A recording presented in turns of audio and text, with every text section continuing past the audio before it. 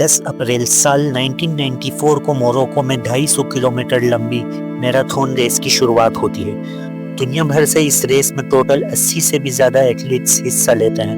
Marathon race दुनिया की सख्त तरीन रेसेस में से एक है, जो हर साल मोरक्को के सहारा डेजर्ट में तकरीबन 250 किलोमीटर पर मुश्तमिल होती है। इस रेस में एथलीट्स को खतरनाक चैलेंजेस का सामना होता है, जैसे कि पानी की किल्लत, रेत का तूफान और ख़ास तौर पे 50 डिग्री की सख्त गर्मी। साल 1994 में भी इस रेस में हिस्सा लेने वाले 80 एथलीट्स में से एक एथलीट थे 39 साल के माउरो प्रोस्पेरी, जो पहले एक पुलिस कांस्टेबल थे।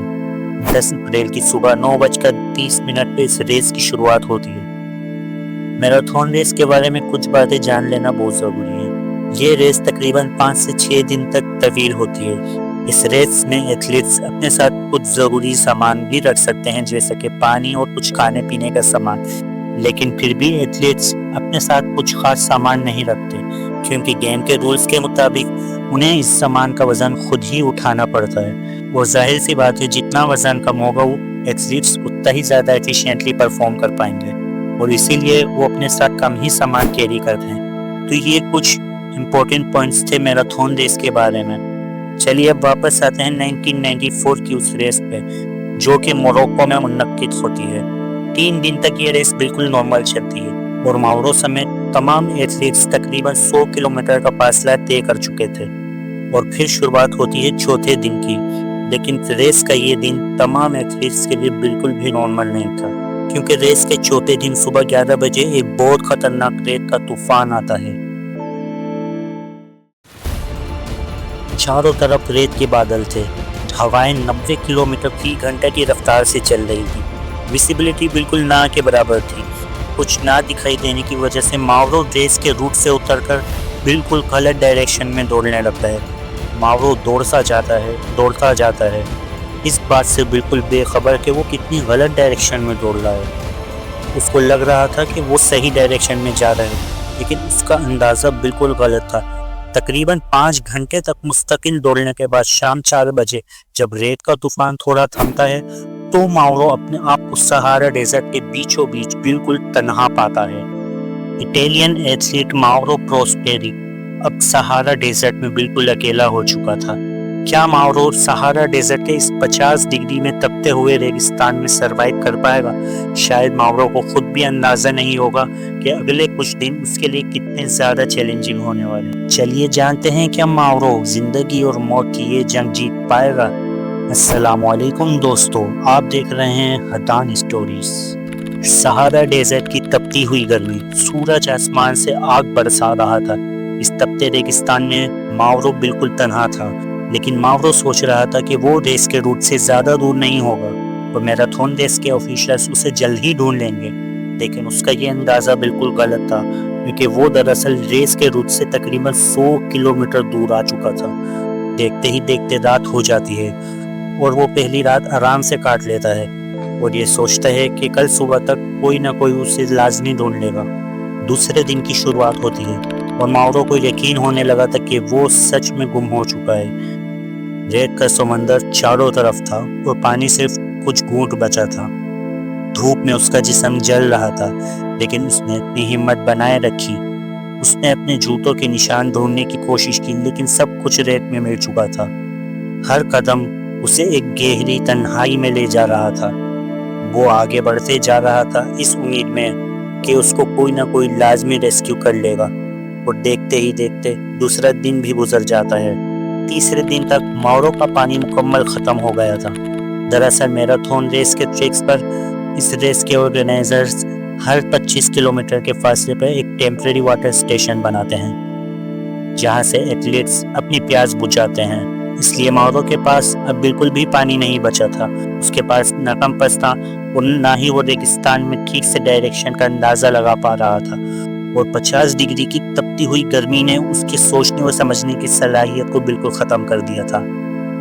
प्यास ने उसे बेहाल कर दिया था और इन्हीं एक्सट्रीम सिचुएशन के चलते माउरो ने अब एक बहुत ही मुश्किल फैसला किया था, जो इंसानी हदों से बिल्कुल बाहर था।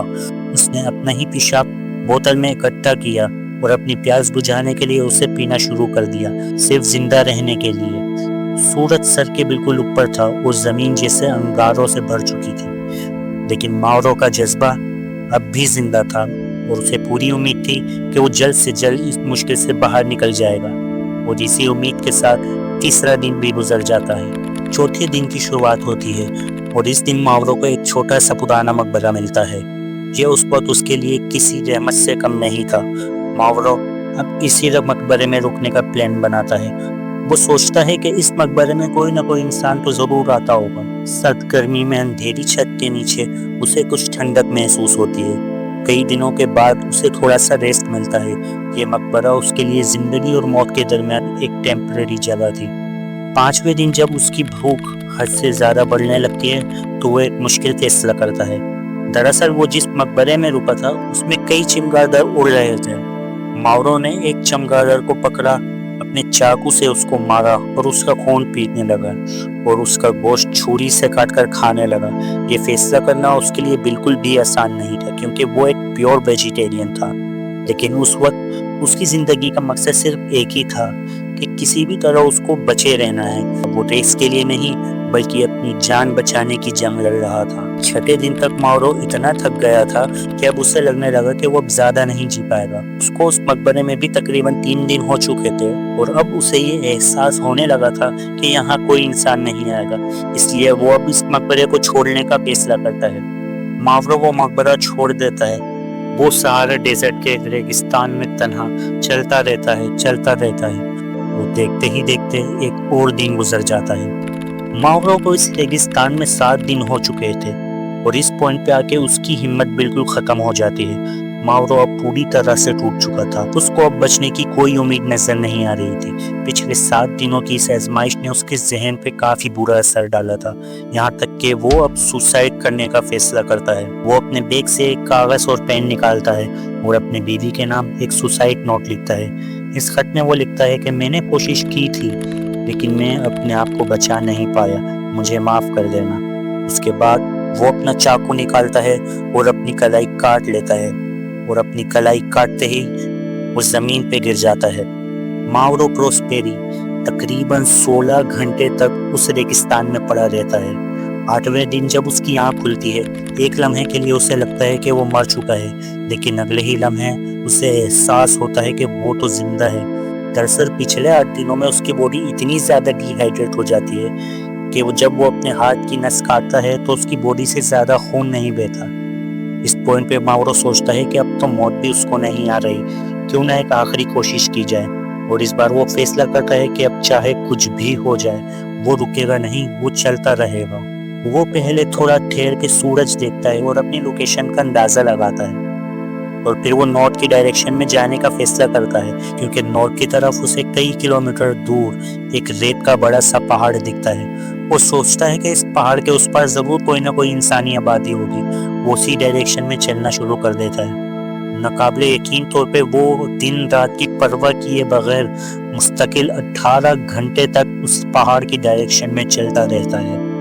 9 दिन तक जैसे तैसे सरवाइव करते करते वो फाइनली उस पहाड़ तक पहुंच जाता है। उसको पूरी उम्मीद थी कि उस पहाड़ के पास यकीनन कोई ना कोई इंसानी आबादी जरूर होगी। फाइनली वो उस रेत के पहाड़ के टॉप तक पहुंच जाता है, लेकिन एक बार फिर उसकी सारी उम्मीद टूट जाती है। वो क्या देखता है कि चारों तरफ जहां तक उसकी नजर जाती है सिर्फ और सिर्फ रेगिस्तान है। अब उसकी हिम्मत ने बिल्कुल जवाब दे दिया था।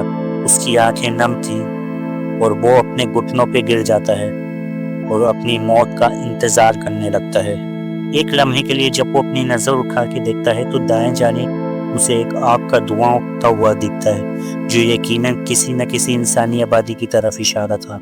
उसकी खुशी का कोई ठिकाना नहीं होता। उसे यकीन हो जाता है कि वहाँ कोई ना कोई इंसान जरूर होगा। वो एकदम से उठता है और बहुत तेजी से उस तरफ चलने लगता है और जैसे ही वो थोड़ा करीब पहुँचता है तो वो सामने क्या देखता है कि कुछ इंसान जो यहाँ कैंप लगाए हुए थे, दरअसल वो वहीं के लोकल कबीले के कुछ लोग थे जो अब वहाँ से अपने ऊँटों पर बैठकर वापस जा रहे थे। माउरो की खुशी का कोई ठिकाना ही नहीं रहता। कई दिनों के बाद वो किसी इंसान को देख रहा था। माउरो उन लोगों को आवाज लगाता है लेकिन उसकी आवाज ही नहीं निकलती क्योंकि उसकी बॉडी में अब इतनी ताकत ही नहीं थी। चलते चलते वो अपने घुटनों पर गिर जाता है। लेकिन मावरो रुकता नहीं है और अपने घुटनों के ही बल चलता रहता है। लेकिन अब उसमें बिल्कुल भी ताकत नहीं बची थी। चलते चलते वो बेहोश हो जाता है। लेकिन उसकी किस्मत अच्छी थी कि उस कबीले के कुछ लोग मावरो को देख लेते हैं और उसे उठा के अपने साथ ले जाते हैं। 9 दिन तक सहारा डेजर्ट में हैरत अंगेज तौर पर मावरो में 450 किलोमीटर से भी ज्यादा का फासला तय कर लिया था, लेकिन अब फाइनली उसे रेस्क्यू कर लिया गया था।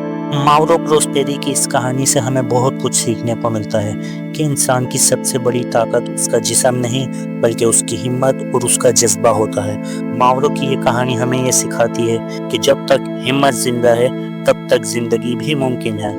जिंदगी कभी सीधी नहीं होती, कभी कभी वो आपको ऐसे मोड़ पर लाकर खड़ा कर देती है जहाँ से हर चीज खत्म होती नजर आती है। लेकिन असल जीत उस वक्त होती है जब आप हार मानने से इनकार कर दें।